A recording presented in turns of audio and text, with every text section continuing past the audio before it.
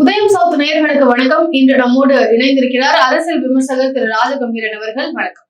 வணக்கம் sir, Thug Life படத்தினுடைய promotions எல்லாமே வீரியமா போயிட்டு இருக்கு. ஜூன் 5ஆம் தேதி ரிலீஸ் ஆக போகுது. இந்த படத்தினுடைய ப்ரமோஷனுக்காக கமல்ஹாசன் அவர்கள் கர்நாடகாவில பேசும்பொழுது தமிழ் மொழியில இருந்து பிறந்ததுதான் கன்னடம் அப்படின்றத பதிவு பண்ணியிருக்காரு. இதுக்கு பெரும் கண்டனங்களானது அந்த மாநிலத்துல வெடிச்சிருக்கு சொல்லலாம். ஏன்னா அந்த மாநிலத்தினுடைய முதலமைச்சர்ல இருந்து அமைச்சர்கள் வர அவருடைய பேச்சுக்கு கண்டனத்தை தெரிவிச்சிருக்கிறாங்க. அவருடைய போஸ்டர்ஸ், தக்லைஃப் படத்தினுடைய போஸ்டர்ஸ் எல்லாமே கிழிக்கப்பட்டிருக்கு. இதை பற்றி உங்களுடைய பார்வை என்ன? அவருடைய கருத்தை பற்றி உங்களுடைய கருத்து? இது முதலில் கமல்ஹாசன் கருத்தே அல்ல, திராவிட ஒப்பிலக்கணம் எழுதிய கால்டுவெலினுடைய கருத்து. எல்லா மொழிகளுக்கும், தென்னிந்தியாவில் இருக்கக்கூடிய எல்லா மொழிகளுக்கும், மலையாளமாக இருக்கலாம், கன்னடமாக இருக்கலாம், தெலுங்காக இருக்கலாம், பல்வேறு மொழிகளுக்கு நமக்கு எப்படி தமிழ் தாய்மொழியாக இருக்கிறதோ அதுபோல தென்னிந்தியாவில் இருக்கக்கூடிய மொழிகளினுடைய தாய்மொழியாகவும் தமிழ் இருக்கிறது என்று ஏற்கனவே கால்டுவெல் போன்ற மொழியியல் அறிஞர்களினுடைய கருத்து அது. அதை படித்தவன் என்கிற முறையிலே ஒரு பந்தபாசத்தை குறிப்பதற்கு ஒரு எடுத்துக்காட்டுக்காகத்தான் அதை பேசுறார். ராஜ்குமாரோடு எப்படி ஒரு உறவு இருந்தது, எப்படியெல்லாம் என்னுடைய கடந்த காலத்திலே அவர் என்னை வழி நடத்தினார் என்றெல்லாம் சொல்லுகிற போது, கன்னடத்தை பற்றி பேசுகிற போது நம்மிடமிருந்து சென்றதானே கன்னடம் என்று கமலஹாசன் சொல்லியிருக்கிறார். ஆனால் கமலஹாசனுடைய கருத்திலே எதுவும் வரலாற்று பிழையோ தகவல் பிழையோ இல்லை. அவரை மன்னிப்பு கேட்கணுங்கிறது, அந்த மாநிலத்தின் முதலமைச்சரே கூட இப்படி பேசி இருக்க கூடாது அப்படின்னு வரலாறு யாருக்கு தெரியவில்லை என்று படித்தவர்களுக்கு தெரியும். இது என்னன்னா, இன்றைக்கு மாநில உணர்ச்சியை தூண்டி விடுவது, எப்படி மத உணர்ச்சியை தூண்டி விட்டு பாஜக ஒரு அரசியல் செய்கிறதோ, எப்படி சாதி உணர்வுகளை தூண்டி விட்டு அதிலே ஒரு கூட்டம் அரசியல் செய்கிறதோ, அதுபோல மொழி அரசியலை தூண்டி விடுவது என்று ஒரு கூட்டம் இருக்கிறது. சரி, கன்னடம் தமிழிலே இருந்து பிறக்கவில்லை என்பதை நிரூபிப்பதற்கு அவர்கள் தயாராக இருக்கிறார்களா? ஏன் கன்னடத்தில் இருக்கக்கூடிய சொல்லும் தமிழிலே இருக்கக்கூடிய சொல்லும் ஏன் ஒன்று போல் இருக்கிறது? நீங்க மலையாள படம் பார்த்தீங்கன்னா நமக்கு அந்த பாஷை தெரியாது, மலையாளம் பேச தெரியாது. ஆனால் அந்த படம் நமக்கு எப்படி புரிகிறது? அதற்கு எப்படி புரிகிறது என்று சொன்னால், தமிழினுடைய வார்த்தைகளே அதற்குள்ள இருக்கும். மிகச்சிறந்த தமிழினுடைய வார்த்தைகள் எல்லாமே வேறு சாயல்கள்ல இருக்கும், அவ்வளவுதான். இப்ப நம்ம தண்ணீர்னு சொன்னோம்னா அவன் வெள்ளம்னு சொல்லுவான். எல்லாமே ஏறத்தாழ மொழி சார்ந்த ஒற்றுமைகள் அதுல இருக்கும். எனவே இதை ஒரு அவமானமாக கருத வேண்டிய அவசியம் இல்லை. திராவிட மொழி குடும்பத்திலே இருந்துதான் கன்னடம் பிறந்தது என்பது ஏற்கனவே ஒப்பிலக்கணத்தின் படி மொழியியல் ஆய்வு அறிஞர்களினுடைய கருத்து. அது கமலஹாசன் என்கிற திரைக்கலைஞரின் கருத்து அல்ல, மொழி ஆய்வாளர்களினுடைய கருத்து தான் அது. மொழி ஆய்வாளர்களின் கருத்தை முன்மொழிந்திருக்கிறார் கமலஹாசன் என்றுதான் புரிந்து கொள்ள வேண்டும். எனவே கமலஹாசன் மீது இவர்கள் கோபப்படுவதற்கு பதிலாக இந்த மொழியை ஆய்வு செய்தவர்கள் இந்த அறிக்கையை சொல்லி இருக்கிறார்களே, கல்வியியல் சார்ந்தவர்கள் எல்லாம் இதை சொல்லி இருக்கிறார்களே, அந்த அறிஞர்களின் கருத்தை நீங்கள் மறுப்பதாகத்தான் நான் அதை புரிந்து கொள்கிறேன். அவங்க படத்தையே தடை செஞ்சிருவோம். ஏற்கனவே கமல்ஹாசன் அவருடைய புகைப்படங்கள்லாம் கிளிக் தெரியப்பட்டிருக்கு. ஆனா அந்த வகையில 5ஆம் தேதி ரிலீஸ் ஆக இருக்கக்கூடிய தக்லைஃப் படமே தடை செய்வோம்னு சொல்லி அந்த மாநிலத்தினுடைய அமைச்சர் குறிப்பிடுறாரு. முதலமைச்சர் கண்டனம் தெரிவிக்கிறாரு. இந்த அளவுக்கு வீரியமாக இது மொழி மேல அவர் சொல்லிட்டாருன்ற ஒரு காரணமா, இல்ல கமல்ஹாசன் மேல இருக்கக்கூடிய எதுவும் காழ்ப்புணர்வா? இது எப்படி இல்ல? அதாவது என்ன செய்யறதுன்னா, எப்பொழுதுமே அரசியல்வாதிகள் உணர்ச்சி மயமான ஒரு பிரச்சனை கையில் கிடைக்கிற போது மக்களை ஒன்று திரட்டுவதற்கு ஒரு ஆயுதமாக ஏதாவது ஒன்று அவர்களுக்கு கிடைக்கும்.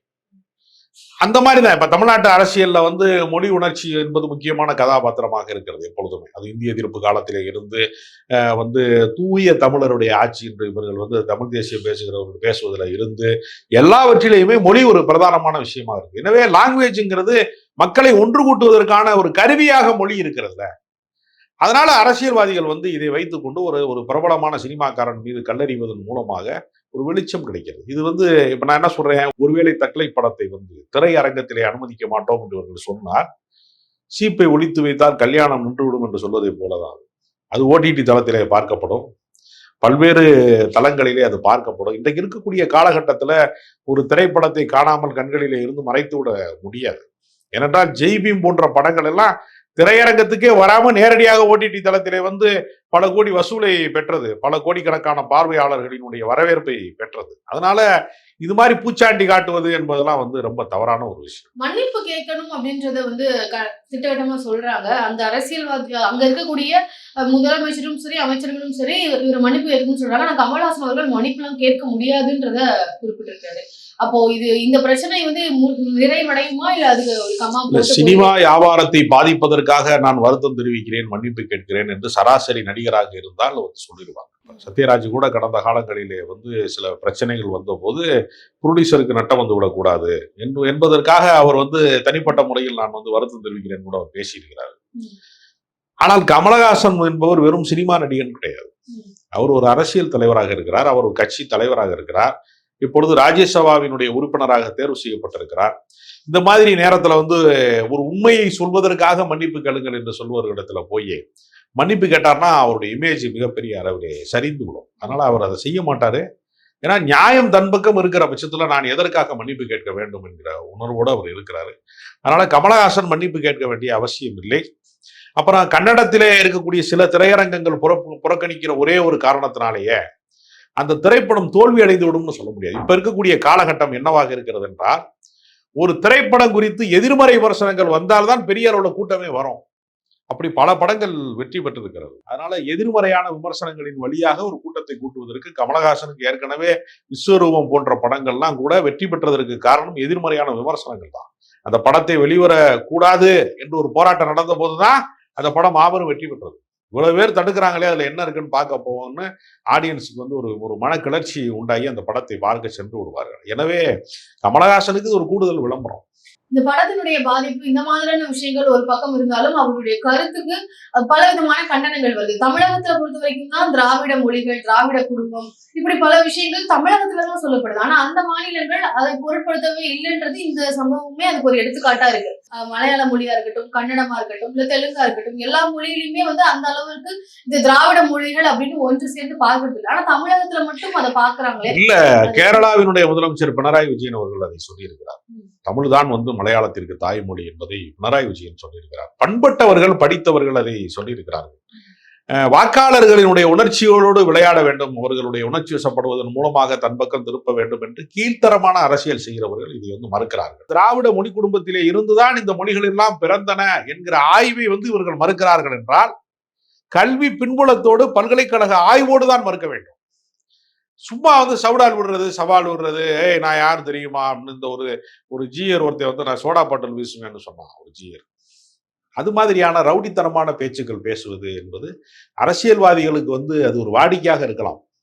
ஆனால் இந்த வாதம் வந்து வெல்லுமா என்கிற ஒரு கேள்வி. இப்ப திராவிட இனம்னு சொல்லி இங்க வந்து சொல்லப்படுது சார். அதாவது இந்த 4 மாநிலங்களும் ஒரே இனம்தான் அப்படின்றத குறிப்பிடுது தமிழகத்துல இருக்கக்கூடிய அரசியல் கட்சிகளா இருக்கட்டும். இங்க அதை வந்து பெரிய அளவுல மதிக்கிறாங்க, மக்களும் அதை நம்புறாங்க. ஆனா அங்க இருக்கக்கூடிய அரசியல் கட்சிகள் இது அரசியலுக்காக ஒரு புறம் பண்றாங்கன்றது ஒரு கருத்து இருந்தாலும் மக்கள் மத்தியிலேயே அந்த ஒரு உணர்வு இல்லை அப்படின்றப்போ அதை எப்படி புரிஞ்சுக்கிறது? அது தலைவர்கள் அதை வழிநடத்த வேண்டும். ஒரு காலத்துல வந்து தென்னிந்தியாவினுடைய எல்லா மொழி குடும்பங்களும் வந்து தமிழ்நாட்டில தான் இருந்தது. உதாரணத்திற்கு கேரள சினிமாவாக இருந்தாலும், தெலுங்கு படமாக இருந்தாலும், கன்னட படமாக இருந்தாலும், எல்லா திரைப்படங்களும் தமிழ்நாட்டினுடைய தலைநகராக இருக்கக்கூடிய சென்னையிலே தான் எல்லாமே இருந்தது. எனவே அவர்கள் பின்னாளிலே, அதனாலதான் தென்னிந்திய நடிகர்கள் சங்கம்னா நம்ம வச்சிருந்தோம்.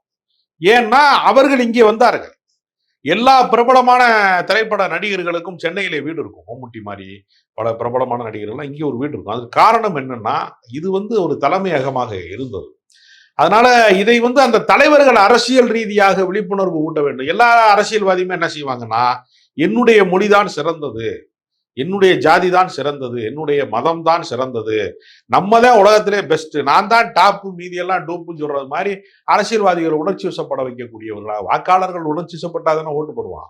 அவன் அறிவுடையவனாக இருந்தால் இவனை பின்பற்றவே மாட்டான்.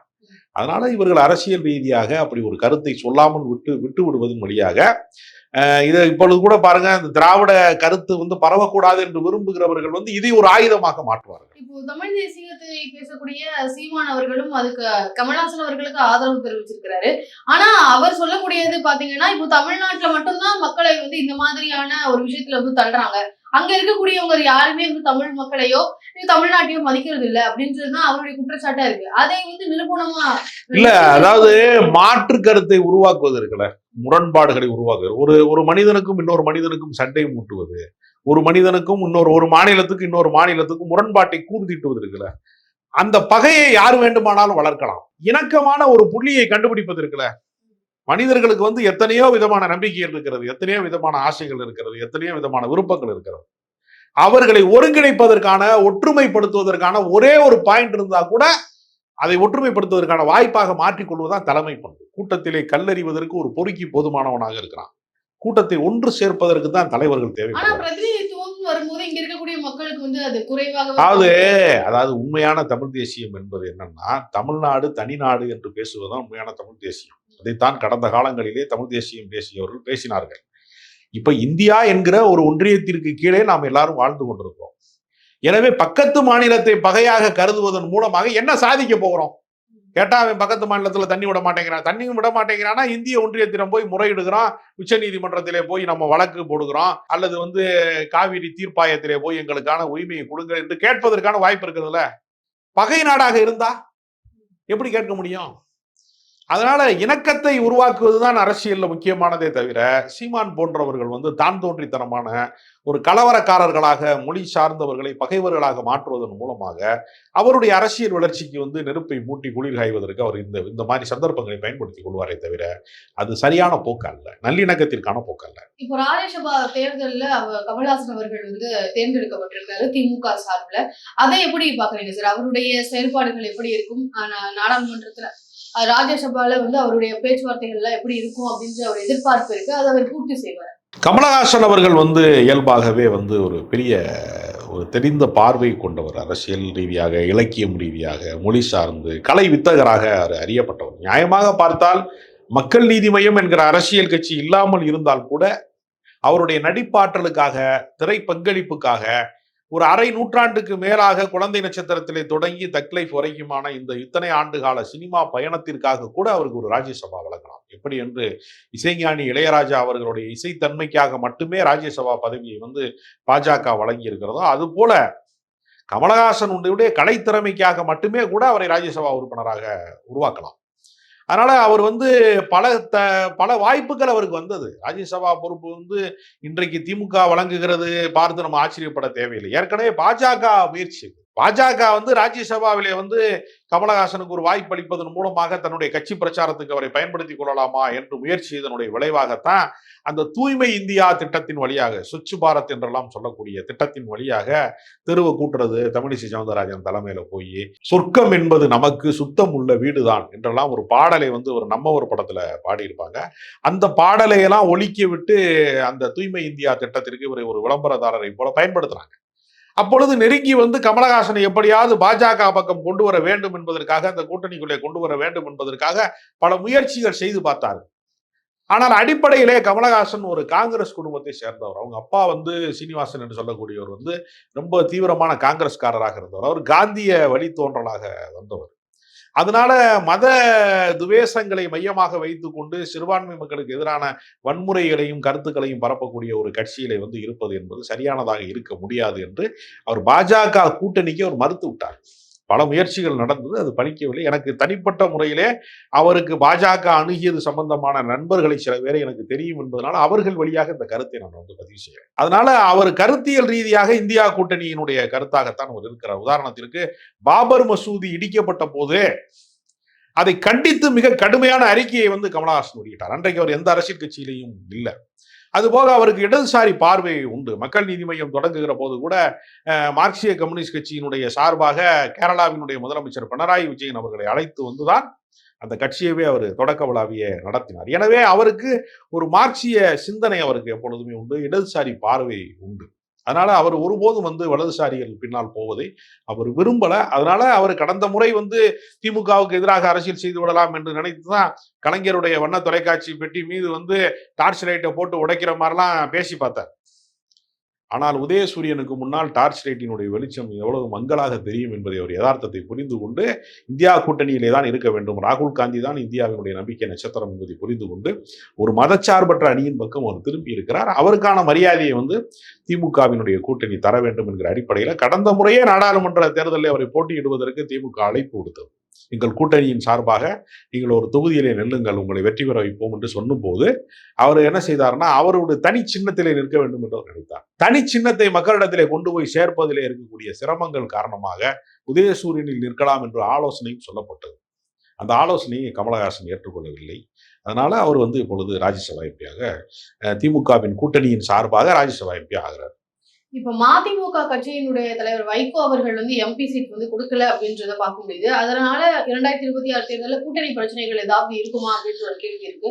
ஆனா துரை வைகோ அவர்கள் அதை மறுத்திருக்கிறாரு தான். ஆனா அவருக்கு கொடுக்காததை பத்தி உங்களுடைய பார்வை? வைகோ அவர்கள் மிகவும் உடல் நலிவுற்று விட்டார். அவர் 80 வயதுகளை கடந்த ஒரு இடத்துக்கு வந்துட்டாரு. அவரால் பழைய மாதிரி ஆக்டிவா செயல்பட முடியாத ஒரு சூழல் இருக்கிறது. அவருடைய வயோதிகம் காரணமாகத்தான் அவருக்கு ராஜ்யசபா மீண்டும் வழங்கப்படவில்லையே தவிர, ஏன்னா இளைஞர்களுக்கு வாய்ப்பளிக்க வேண்டும், புதியவர்களுக்கு வாய்ப்பளிக்க வேண்டும். இந்த அடிப்படையில் தான் துரை வைகோவுக்கே திருச்சியில் நாடாளுமன்ற வாய்ப்பு அளித்தார்கள். எனவே அவருக்கு இப்பொழுது மறுபடியும் கொடுப்பது என்பது அவருடைய உடல் தளர்ச்சிக்கு சரியானதாக இருக்காது. அந்த இடத்திலே புதியவர்களுக்கு வாய்ப்பு வழங்குவதன் மூலமாக கட்சிக்கு புதிய ரத்தம் பாய்ச்ச வேண்டும், புதியவர்களுக்கான வாய்ப்பை உருவாக்க வேண்டும் என்கிற அடிப்படையில் அந்த வாய்ப்பு மறுக்கப்பட்டிருக்கிறது. அது ஒன்றும் தவறான விஷயமாக கருத முடியாது. இன்றைய அரசியல் சூழல் குறித்து பல விஷயங்கள் என்கிட்ட பகிர்ந்துக்கிட்டீங்க. மிக்க நன்றி.